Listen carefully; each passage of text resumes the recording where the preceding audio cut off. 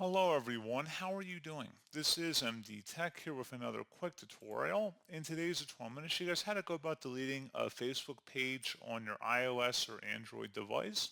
So this should hopefully be a pretty straightforward process here, guys, on how to do it. And without further ado, let's go ahead and jump straight into it.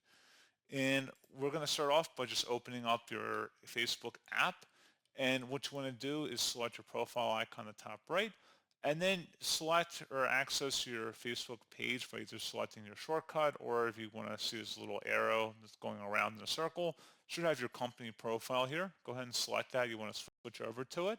And then you want to select your profile icon again up in the top right. It should be your business icon now. And now you want to select the gear icon in the top right and scroll down underneath your information and select access and control.